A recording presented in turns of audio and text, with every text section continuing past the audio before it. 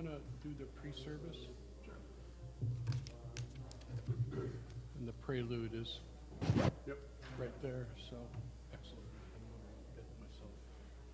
You want to go right at 10 or? No, just go now. Give them a couple extra minutes. That'll call everyone in off of, we're only about 2 hours.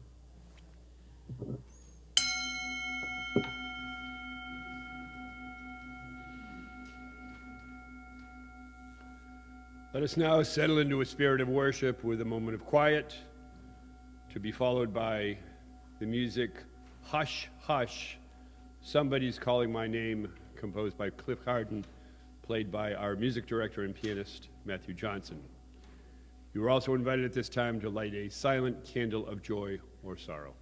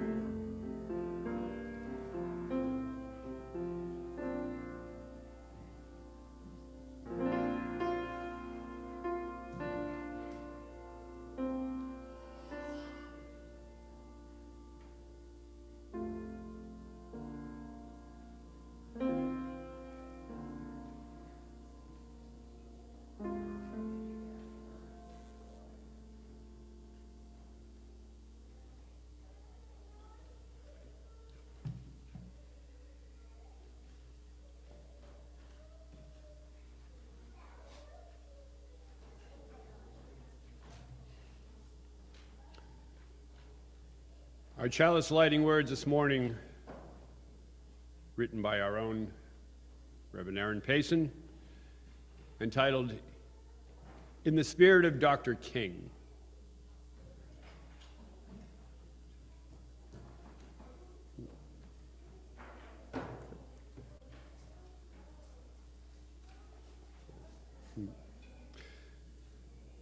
We kindle this flame to honor a dream that was never meant to stay a dream that marched, spoke, sang, and organized its way into the streets and into our hearts. We kindle this flame for the courage to confront what is broken and the imagination to build what is just. We kindle this flame to remember that Dr. King's legacy is not a monument to admire, but a calling to answer, a calling toward beloved community, where every person's dignity is upheld and every person's liberation is bound together. May this light steady our spirits, soften what has grown rigid, and strengthen what is ready to rise. May it guide our steps as we continue the unfinished work of justice, compassion, and collective hope.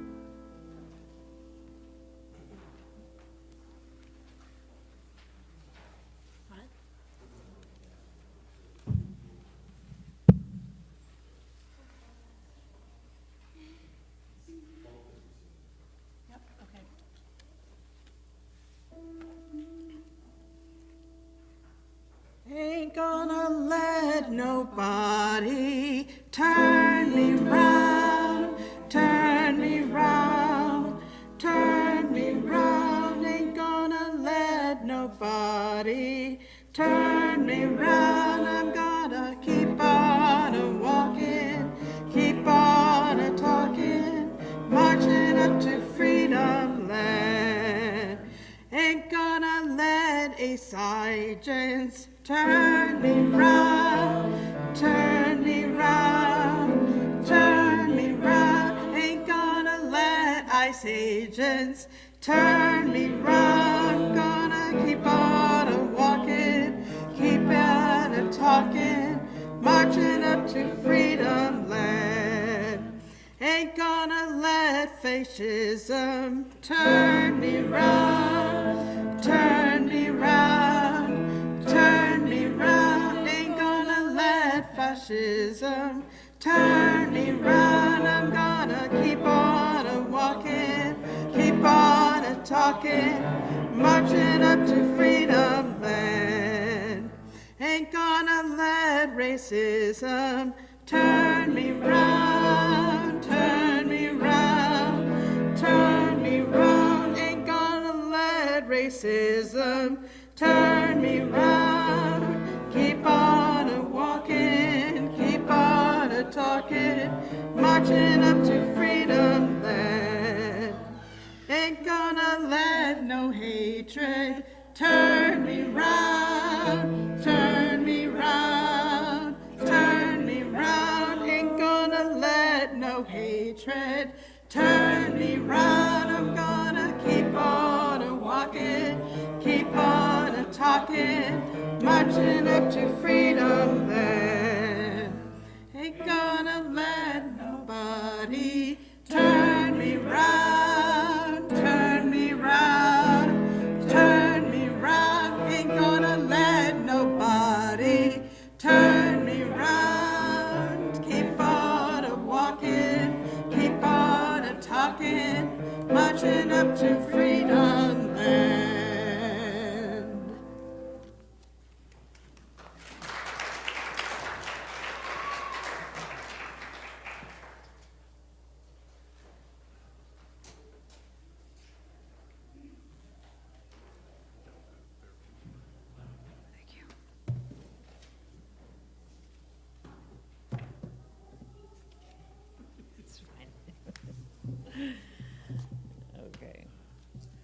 Good morning.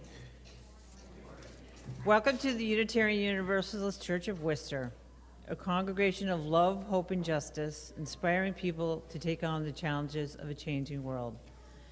My name is Anna Gregory, and I'm one of your worship associates this morning. We acknowledge that in Worcester, Massachusetts, we work, learn, live, and worship on the seized ancestral homeland of the Nipmuc people who survive and remain active as a Nipmuc tribe. For more information about the Nipmuc community, please see the brochure in our foyer. We offer a special welcome to those visiting for the first time. We are delighted that you are here. Please join us in Fellowship Hall following the service for refreshments and conversation. If you have questions about the ministries and programs of this congregation, please ask. Lastly, we invite you to fill out one of the cards found in the pews. These cards can be placed in the offering plate or given to one of the ushers or greeters this morning.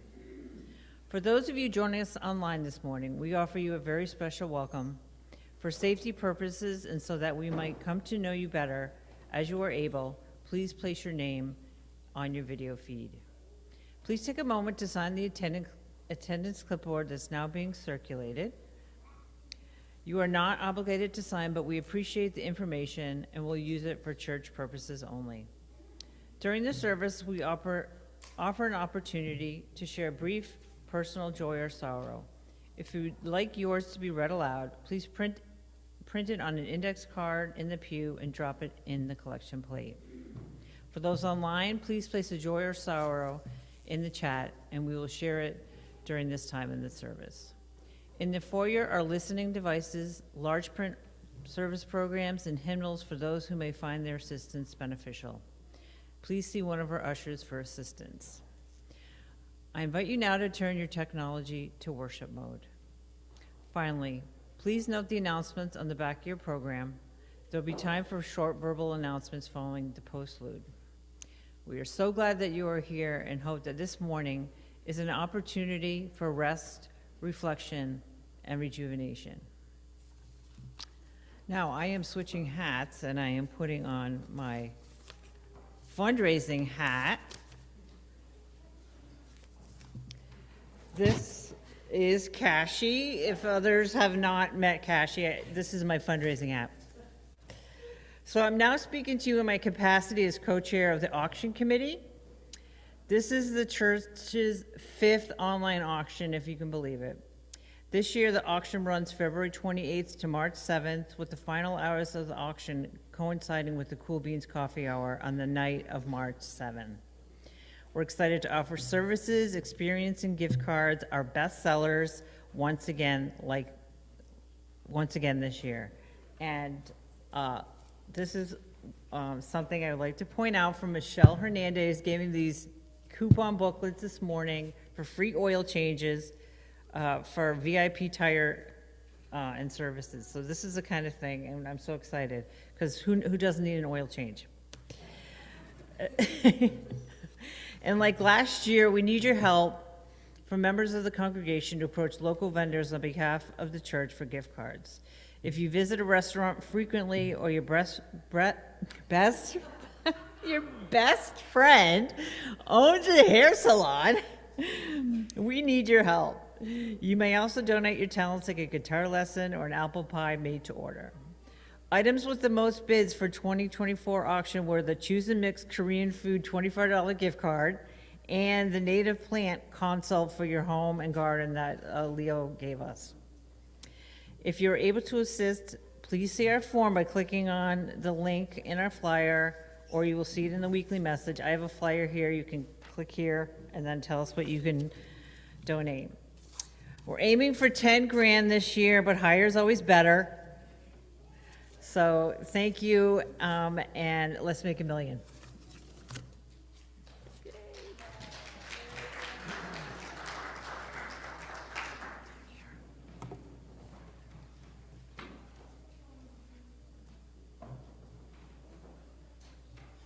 Looking to see if Joan McGinn is here. And I don't see her. All right. So I am not Joan McGinn. But I will say that in terms of the auction, I am the bread maker, And even though it may not be the most popular thing, I have made bread every month since the last auction for families. And if you bid on the bread basket, you do not have to get 5 loaves at once. You can spread them out. And they've talked me now into how many baskets? Well, you said 2, but maybe you do 3. Yeah, I said 2, and it is, but you would do 3, right? This is how it works here. So just understand. Our opening words this morning are also mine. We gather here this morning in the spirit and truth of the Reverend Dr. Martin Luther King, Jr., which King named with such clarity that love without power cannot transform the world, and power without love cannot heal it. We come together to remember that our faith calls us to hold both. To let love be more than sentiment, to let power be more than domination. To let each correct and complete the other. In this hour, may we open ourselves to a love that is courageous enough to confront injustice, and to a power that is tender enough to honor every person's dignity. May this time together strengthen our resolve to build a world where justice is simply love made public, and where love is strong enough to shape the future we long for.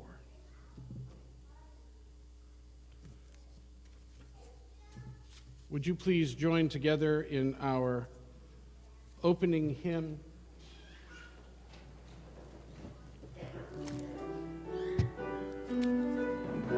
Number 149, Lift Every Voice and Sing.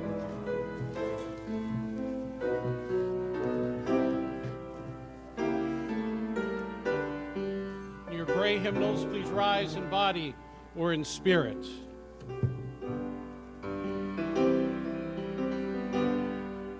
Lift every voice and sing till earth and heaven ring with the harmonies of liberty. Let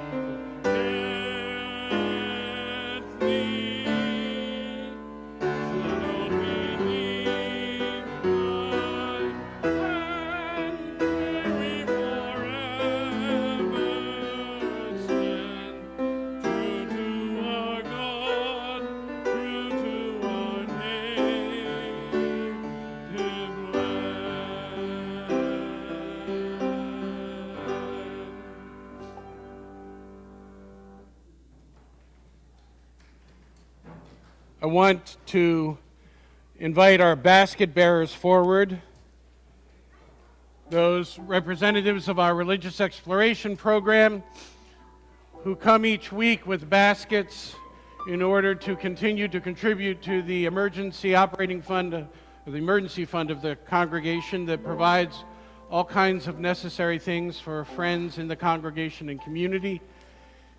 If you have change that you would like to contribute, please raise your hand, and one of our basket bearers will find you.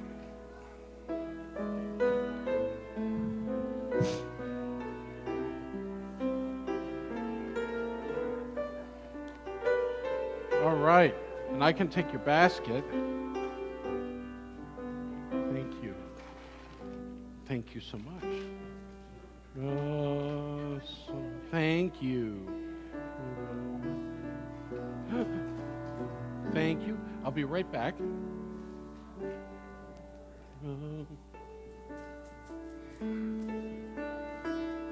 Go now in peace, go now in peace. May the spirit of love surround you everywhere. Thank you. Where, thank you, you may go. Go now in peace, go now in peace. May the spirit of thank you surround you everywhere, everywhere you may go.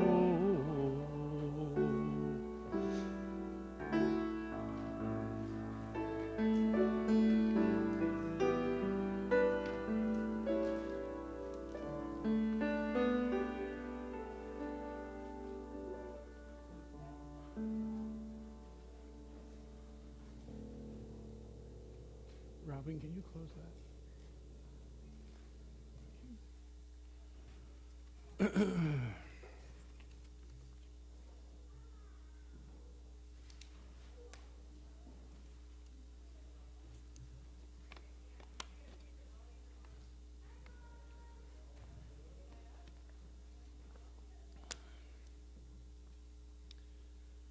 I want to share with you a modern parable, or perhaps some of you would refer to it as a fairy tale. You decide. In the days when banners snapped like thunder and soldiers marched like a single heartbeat, there ruled a man named Pmurt. P-M-U-R-T.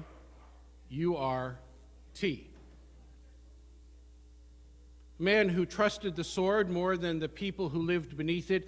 He believed peace was something you could enforce.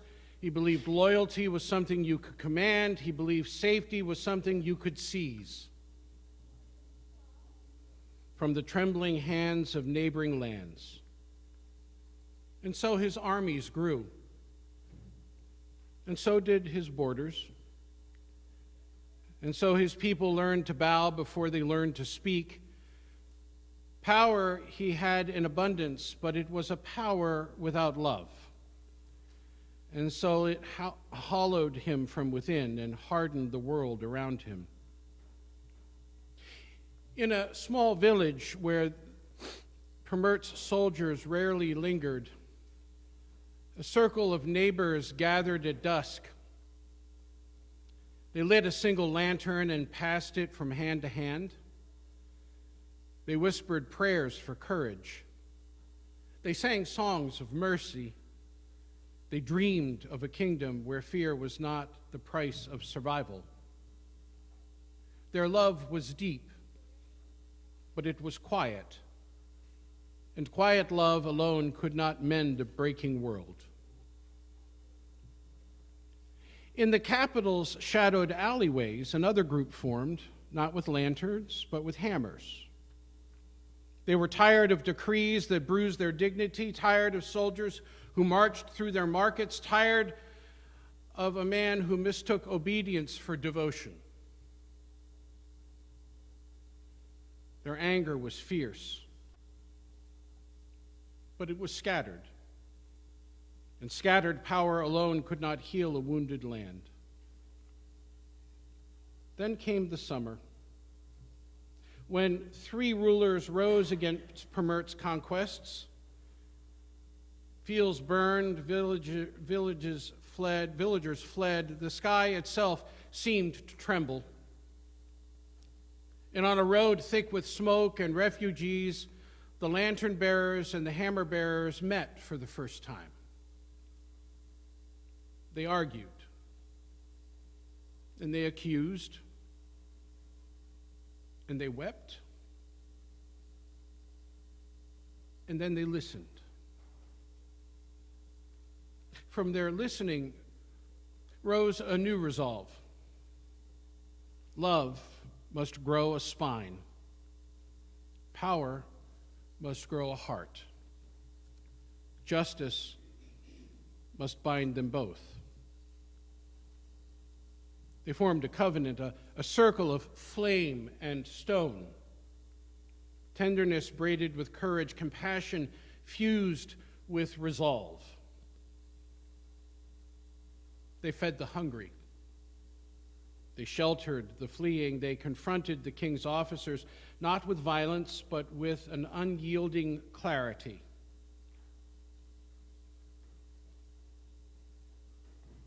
And that kingdom began to see that this covenant was not rebellion, it was responsibility.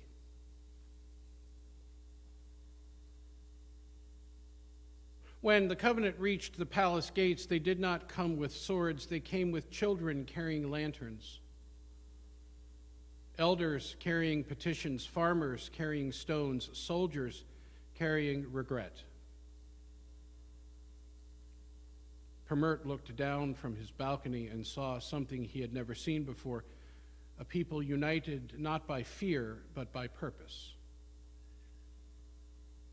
He saw that his armies could not rebuild trust. He saw that his decrees could not mend the land. He saw that his power, so long wielded without love, had become a burden too heavy for his people to bear. And for the first time, he felt the weight of his station and something that bent his neck instead of lifting his stature. At dawn, Permert descended the palace steps. He carried no sword, he carried no armor, he held only the seal of his office, a seal that had once defined him. And before the covenant and before the people, before the lantern's trembling light, he placed the seal upon the ground. And the people have said, "You have mistaken domination for strength. You have mistaken fear for loyalty. You have mistaken conquest for peace. This seal belongs to one who knows how to wield power with love. You are not that ruler." Then Permert fled in disgrace from the truth. The people did not cheer. They breathed. They breathed as though for the first time in years. They breathed as though the air itself had been unshackled. And in that breath, they understood. Love without power is fragile. Power without love is cruel. Together, however, they can build a community and a country where justice is the shape love takes when it refuses to look away. So they lifted their lanterns and they raised their hammers and they began to work, rebuilding not just their community, but one another. And the dawn, they say, grew brighter that day.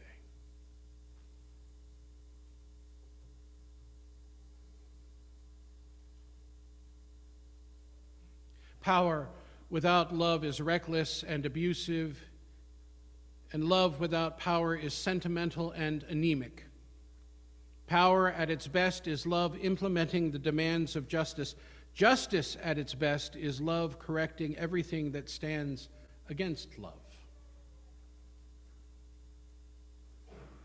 These words by the Reverend Dr. Martin Luther King Jr. appear in his book, Where Do We Go From Here? Chaos or Community?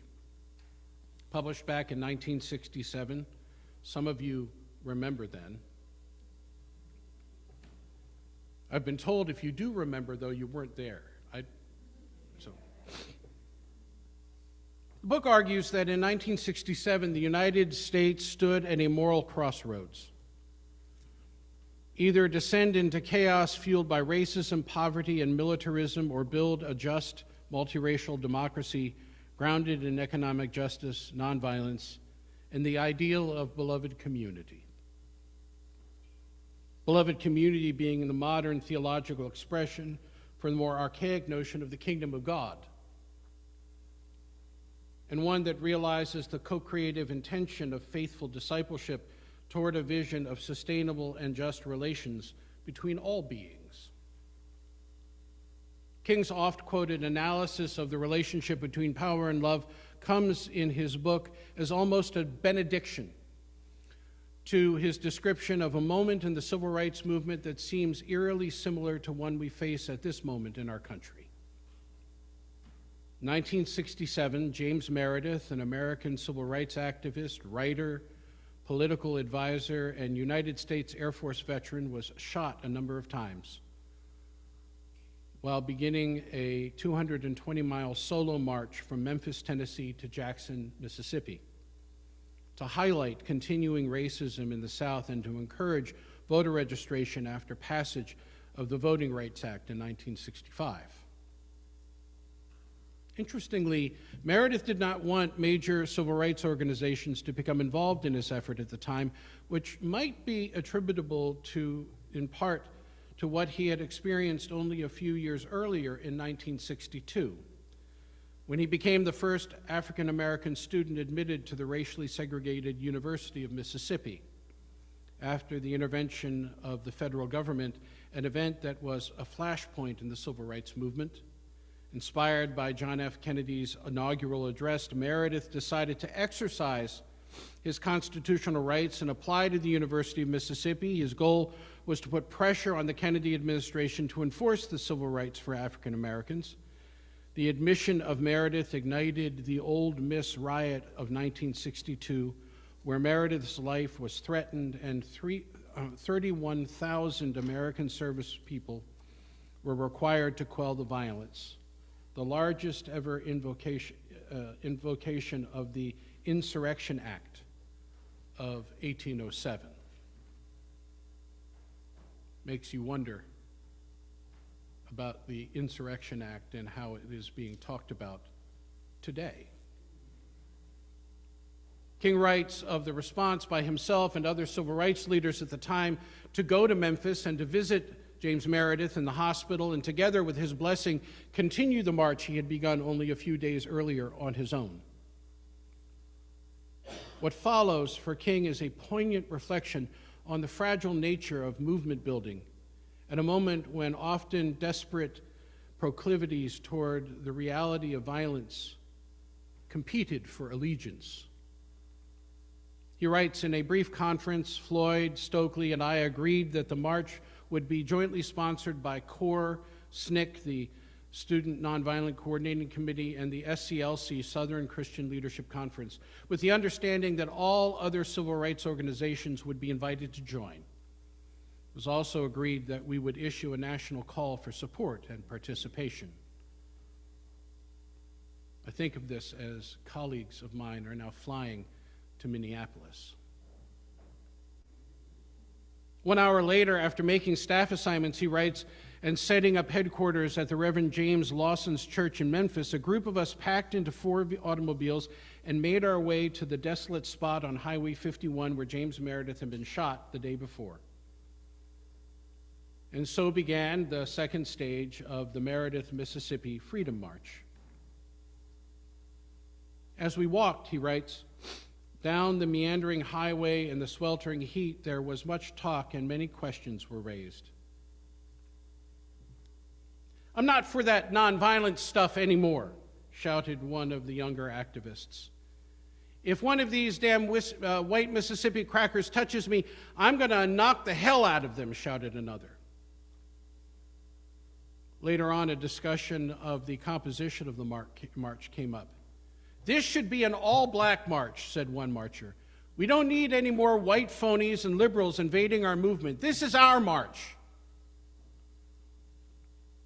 Once during the afternoon, he writes, "We stopped to sing 'We Shall Overcome.' The voices rang out with all the traditional fervor, the glad thunder and gentle strength that had always characterized the singing of this noble song. But when we came to the stanza which speaks of black and white together, the voices of a few marchers were muted. I asked them later why they refused to sing that verse. The retort was, "This is a new day. We don't sing those words anymore. In fact, the whole song should be discarded. Not 'we shall overcome,' but 'we shall overrun.'"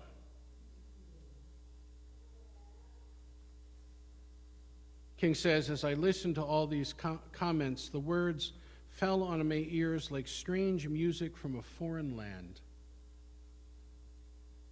My hearing was not attuned to the sound of such bitterness. I guess I should not have been surprised. I should have known that in an atmosphere where false promises are daily realities, where deferred dreams are nightly facts, where acts of unpunished violence toward blacks are a way of life, nonviolence would eventually be seriously questioned. I should have been reminded that disappointment produces despair, and despair produces bitterness, and that the one thing certain about bitterness is its blindness.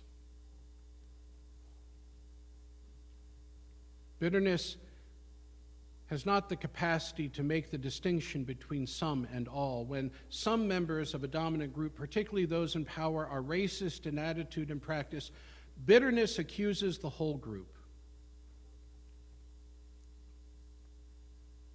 What King then describes is the challenge of listening and striving both to understand each other and to figure out a way to maintain the integrity of the movement and the safety of its participants.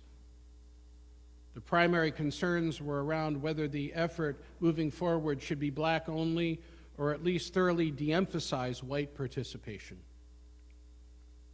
King responded, and I love this, "Like life, racial understanding is not something that we find, but something that we must create. What we find when we enter these mortal planes is existence, but existence is the raw material out of which all life must be created. A productive and happy life is not something that you find. It is something that you make. And so the ability of blacks and whites to work together, to understand each other, will not be found ready-made. It must be created by the fact of contact." He continues, "Along these lines, I implored everyone in the room to see the morality of making the march completely interracial. Consciences must be enlisted in our movement," I said, "not merely racial groups. I reminded them that the dedicated whites who had suffered, bled, and died in the cause of racial justice, and suggested that they reject white participation now would be a shameful repudiation of all that they had sacrificed." He goes on to describe the advent of the slogan Black Power as it arose in that moment, and his critique of it amidst the debate between what appears to have been a split in leadership between younger and older movement leaders, despite his criticism that such a slogan was divisive and potentially derailed the movement's primary goal to emphasize the plight of those who continue to be subjugated by a lack of civil rights and the presence of white supremacy and racism.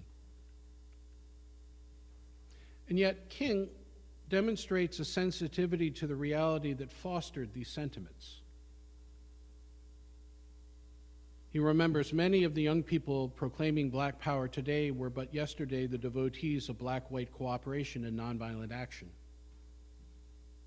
With great sacrifice and dedication, he notes, and the radiant faith in the future, they labored courageously in the rural areas of the South. With idealism, they accepted blows without retaliating. With dignity, they allowed themselves to be plunged into filthy, stinking jail cells. With majestic scorn for risk and danger, they nonviolently confronted the Jim Clarks and the Bull Connors of the South and exposed the disease of racism in the body politic. He notes, if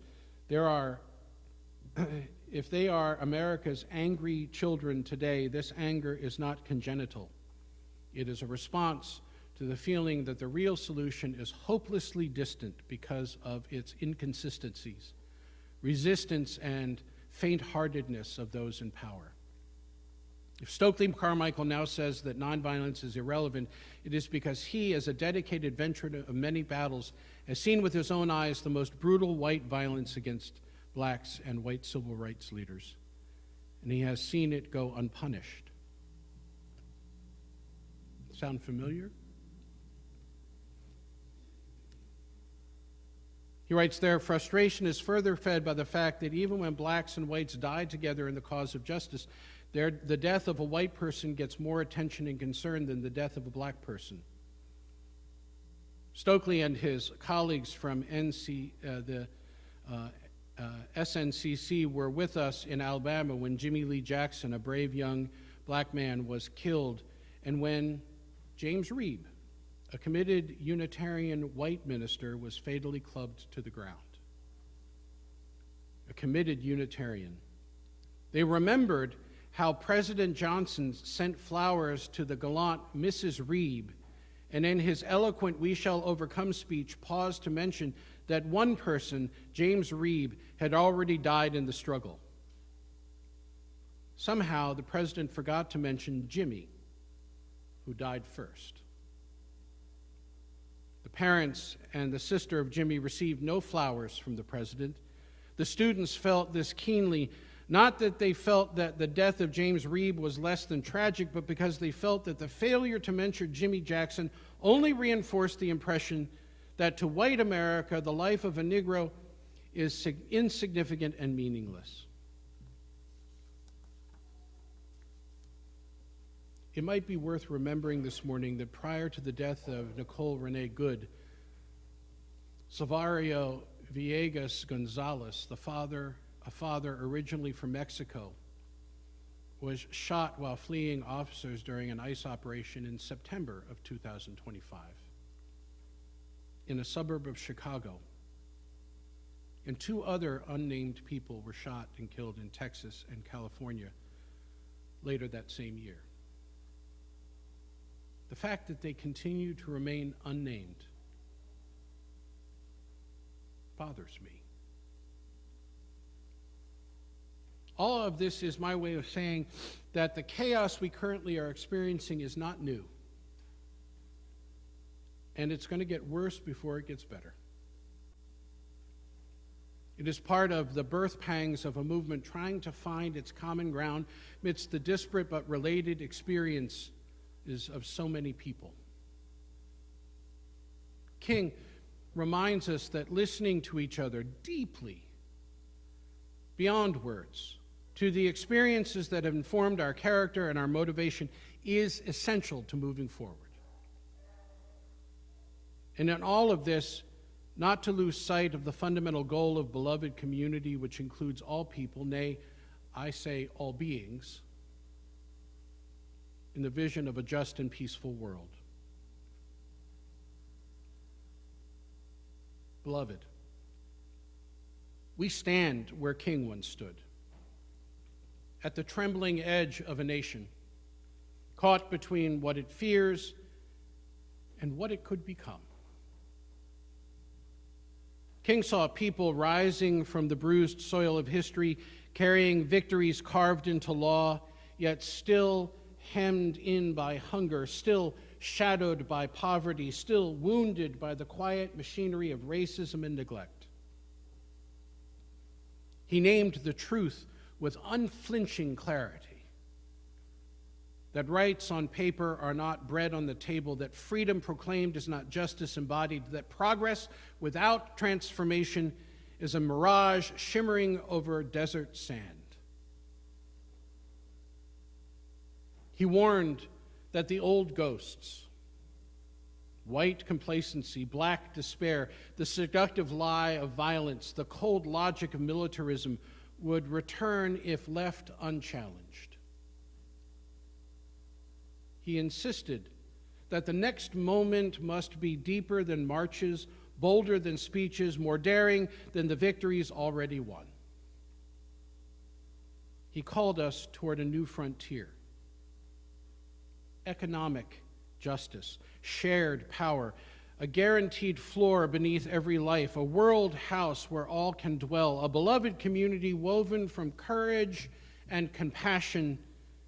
He told us that nonviolence is not the absence of force, but the presence of a greater one. A disciplined moral power capable of bending the long arc with human hands. He told us that chaos is not inevitable, that community is not naive, that the future is not a tide, but a choice.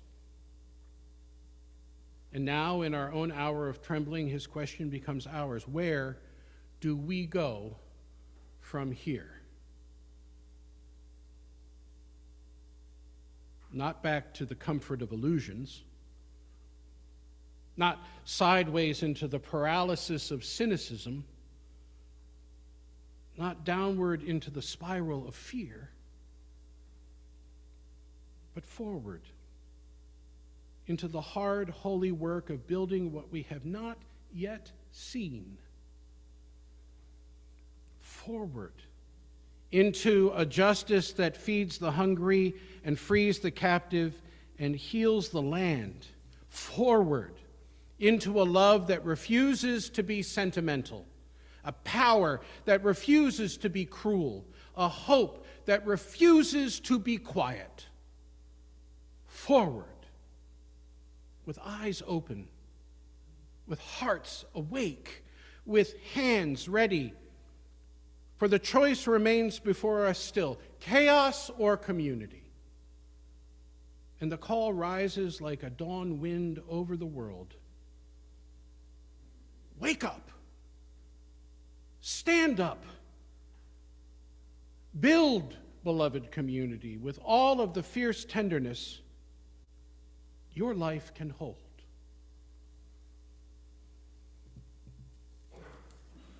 Amen. And blessed be.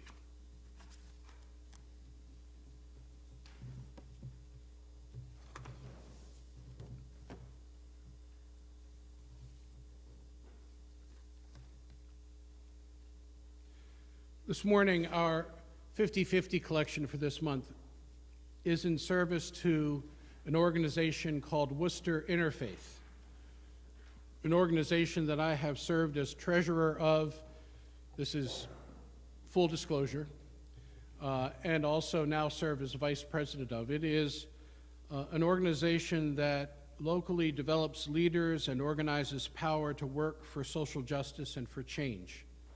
It is the organization that helped to bring leaders together in the city to present a lawsuit in order to redefine the way that we elect people to our school committee, and won that. It is the organization that brought people together in order to challenge the then superintendent of the Worcester Public Schools and the school committee to reconsider the way in which they meted out discipline and how unfairly students of color, black and brown students, and students with different abilities were being treated by the way the policy was being implemented. It is the organization that continues to bring people together in order to advance voting rights and voter turnout in the city. It is the group that continues to advance an agenda which is calling lots of us, including me, to speak publicly about the way in which the Commonwealth needs to publicly provide leadership in order to protect its citizens during this particular time.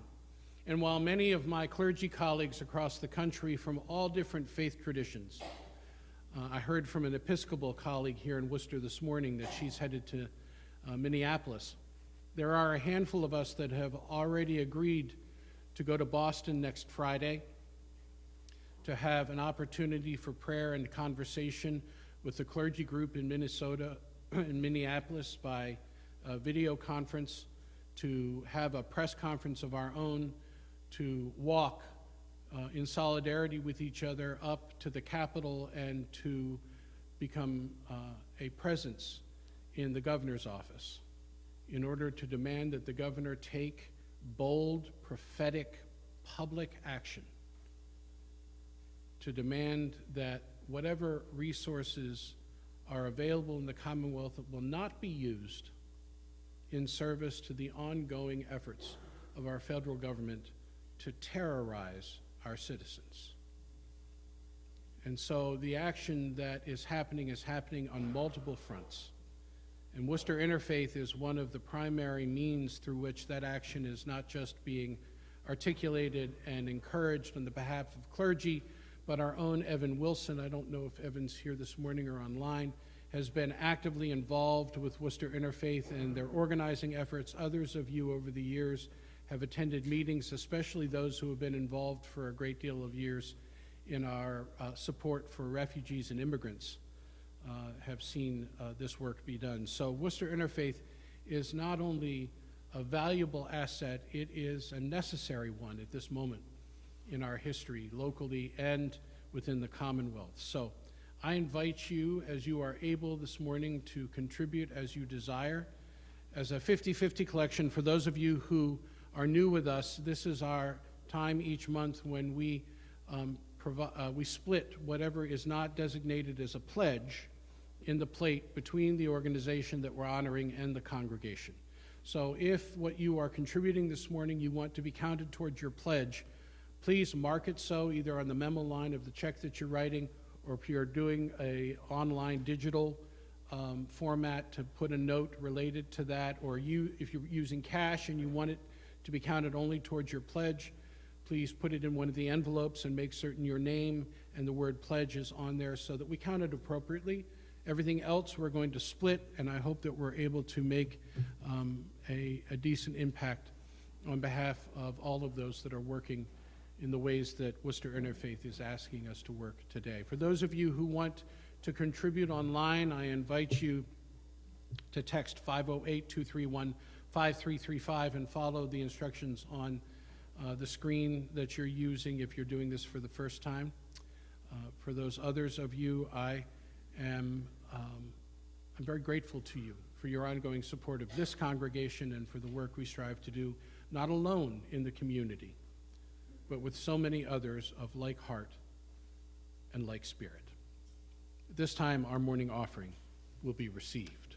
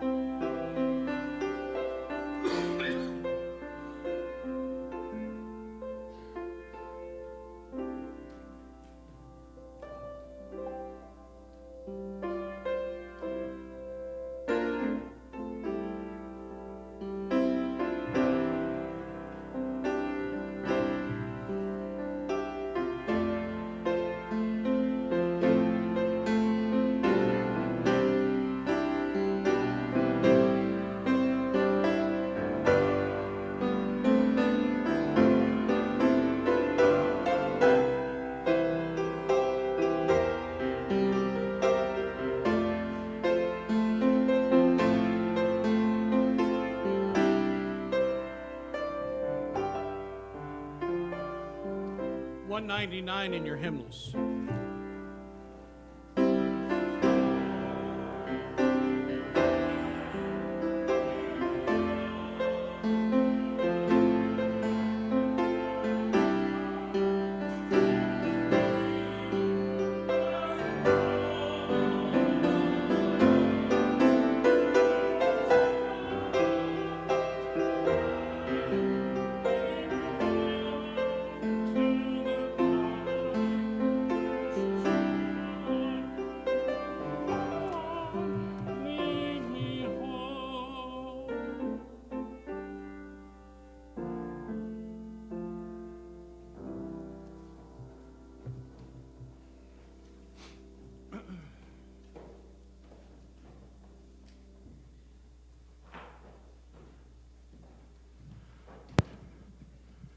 Do I need to explain what we're about to do?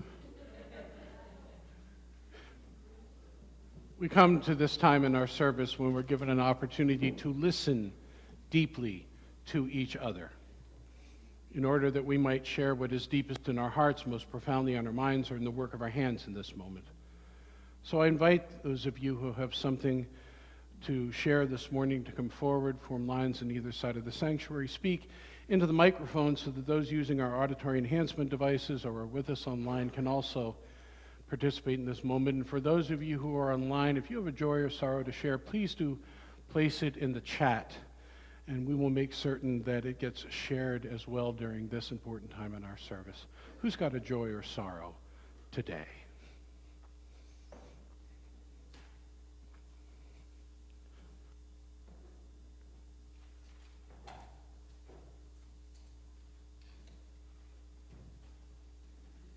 Good morning. My name is Corey, and I have a joy to share.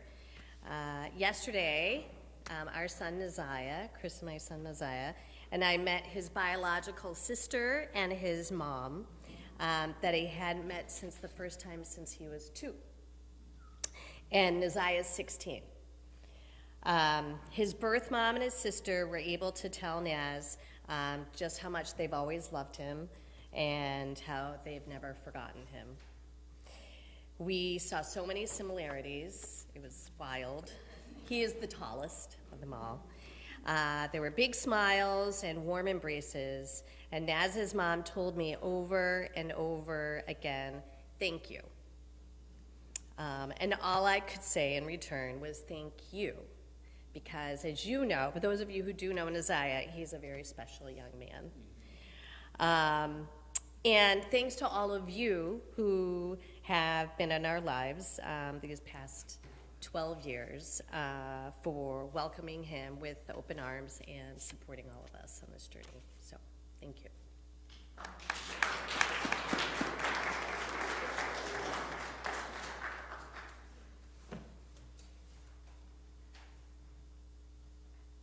I just wanted to mention that in honor of Martin Luther King Day, or we'll call it Martin Luther King Week, on Wednesday night at the YWCA, there will be a justice sing. And everyone is welcome to come and sing songs related to peace and justice and love. And so anyone who would like to join, it's sponsored by the Peace Choir of Worcester, which we've had just a few gatherings so far, and we would love for people to come and join us there. You don't have to bring anything except your voice, and I hope to see many of you there. It's at 6 p.m. at the YWCA at 1 Salem Street in Worcester.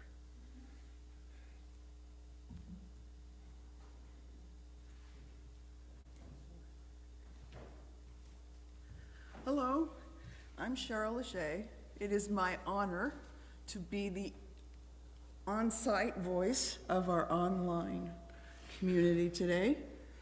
We have 3 typed and 1 not typed yet, that I'm waiting for it to finish. From Melissa McKeon. No, if no one else has already said it, and they haven't as far as I know, happy birthday to Leo da Silva, a dear friend, a generous member of our congregation, and a leader who has been instrumental in making our native plant garden a beacon in our community. Happy birthday, Leo.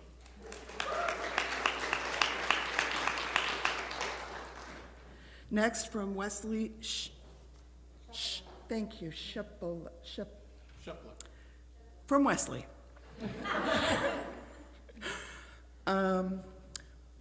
I am thankful for my health. My scare was just that, a scare, a wake-up call that has motivated me to lose 35 pounds. I'm also thankful for the sun and warmth of Florida. Rub it in. Finally, I am thankful for this online service which allows me to remain connected. Glad you're there. And then from Elizabeth Raffaele. This is a sorrow. My father, Joseph Raffaele, passed away this week. He had dementia, and we took care of him at home for years until he passed. We pray for his peace. Joy, I am a teacher, and a number of students reached out with heartfelt notes to express their support. I am grateful for my work and for my students. Me too. And, okay, the fourth person didn't finish typing, so anybody else?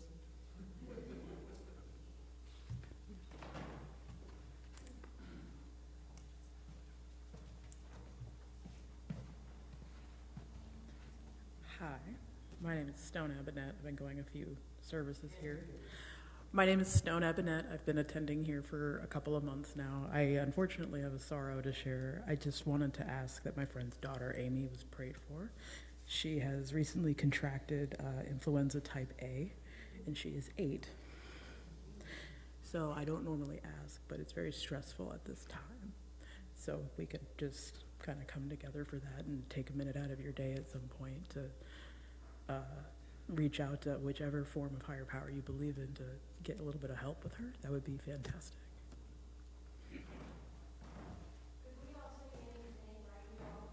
Can you come to the microphone first, please?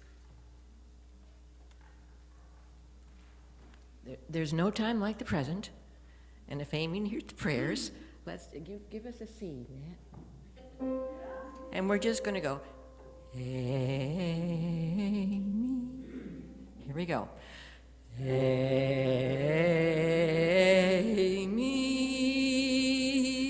One more. Intention. Amy.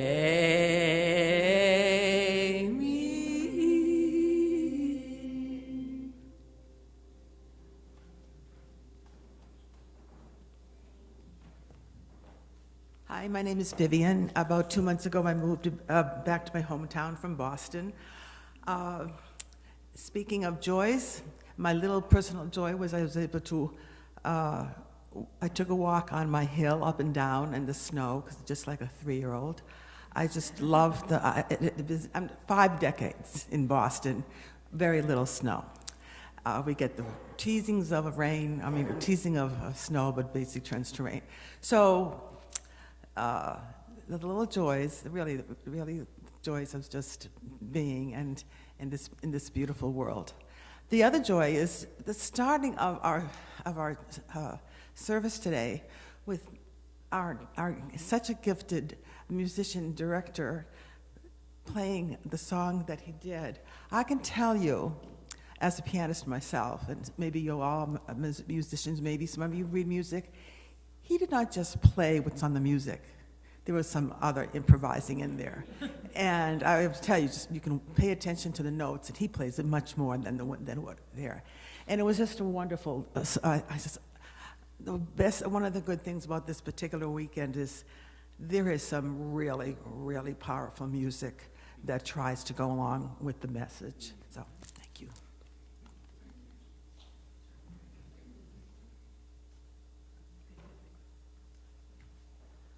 So the person that was typing stopped typing, but I have a joy myself, apart from my lack of being able to do time management this morning. Many of you have heard of my saga with my cat. I realize that this is not a human being and that it's a whole different thing, but my cat peed on his own. 8 months.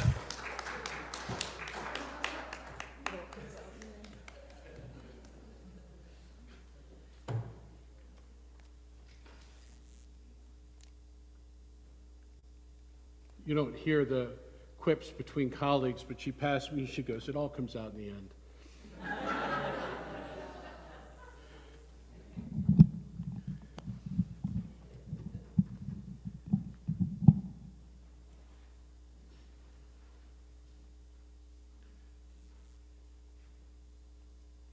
love that Kathy's invited us into a new way of honoring people.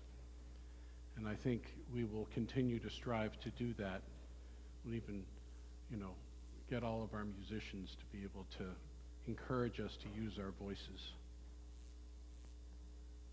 Let us enter into a time of prayer and meditation. Spirit of life, source of our inner and outermost being, as we have sung the name of one in need of comfort and care and healing, community, and all that can muster in service to her glorious well-being. Let us have the courage to offer the same to ourselves and to all of those in our lives who are desirous of wholeness, who face a myriad of struggles, both health, but also economic, housing, employment. We who are the bearers of community extend ourselves and offer ourselves into a world so bruised and hurting, and on this day mindful of the contributions of so many whose lives were transformed and whose lives were given in service to a glorious vision of belovedness. Help us realize the opportunities we have in this moment to carry that work forward, even as we honor those who have come before us, so that their legacy continues to be a living testament, not only to them, but for generations to come. Amen, and blessed be.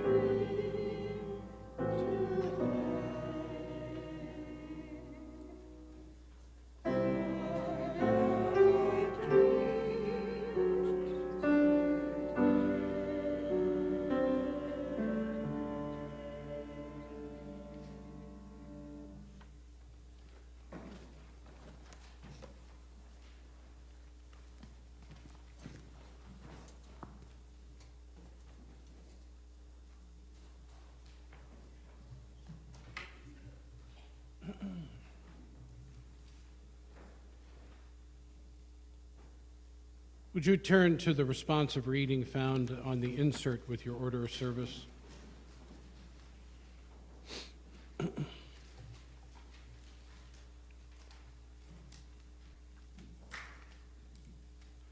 Dr. King taught that power without love becomes reckless and abusive.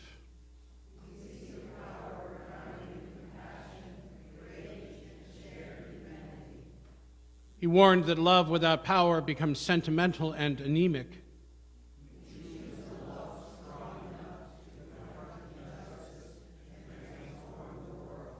Power at its best, he said, is love implementing the demands of justice.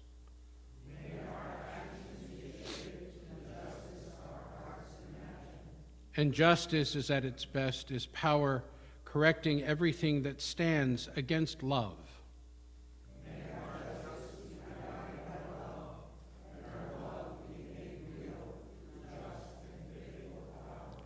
Together, let us walk the path where love and power meet.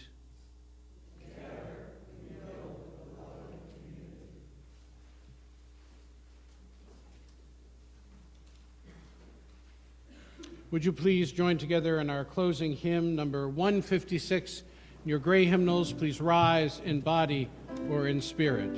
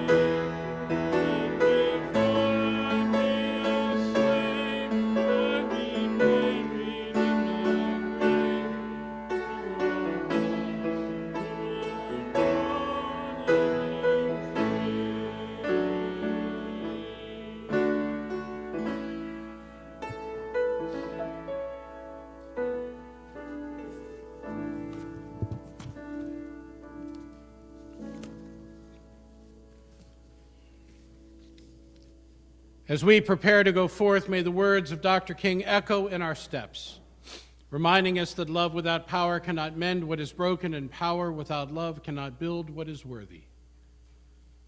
May we leave this place with hearts steady enough to love boldly and spirits strong enough to act with courage. May our tenderness be fierce, our justice be compassionate, and our power be guided always by the deep, abiding love that binds us to one another. Go in peace. Go in purpose. Go in the shared work of creating a world where love and power walk hand in hand. Amen. And blessed be.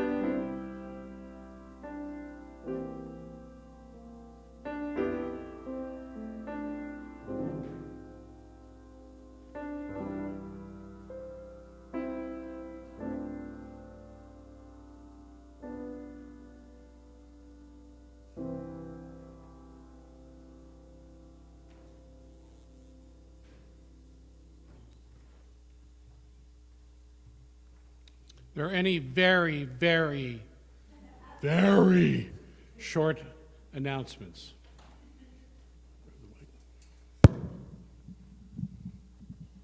So real quick, 2 announcements. 1, anybody who is interested, again, in talking about Women's Runaway Weekend will be after coffee hour or a little bit after coffee hour in the room across from the office. Secondly, once again, I'm serving as the talent scout for Cool Beans Coffee House. Vivian, you just mentioned you're a pianist. I didn't know that.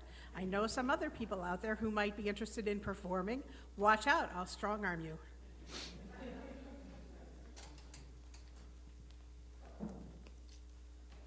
Hi, Andrew Wilkin here.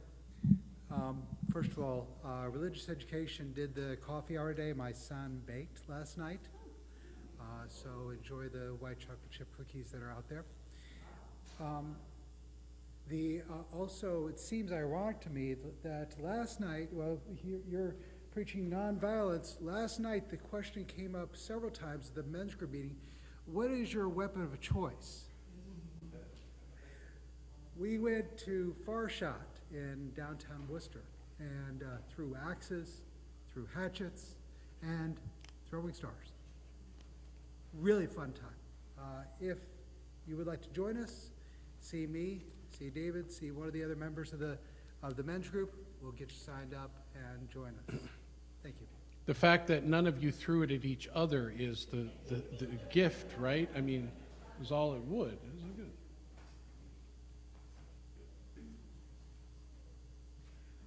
Hello, I'm Erin. I usually join you guys online, but we had the opportunity to come in person today.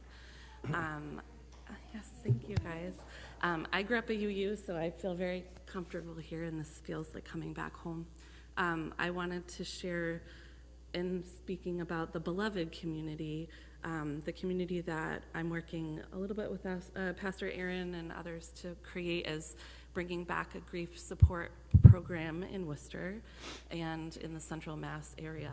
So we're launching one out of Upton in honor of my late brother-in-law, Tim.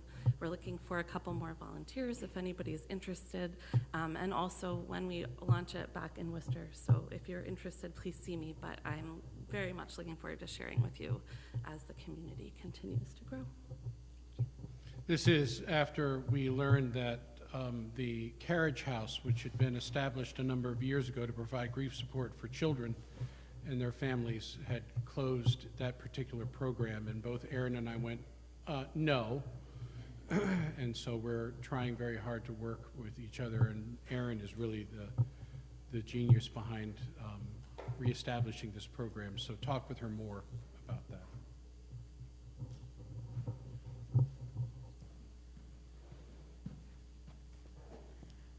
Hello again. I just wanted to keep it short, but I did, just this once for fun, contribute to the coffee hour, and in times of great sadness, I like to cook, because it helps, get through things. Good food helps with bad feelings. I don't make the rules. So I made a pasta salad for everyone, and I would really like it if everyone tried it. It took me several hours to make. What are the rest of you going to eat? Once again, beloved, worship in this place has come to an end, but our service continues next, apparently, with food.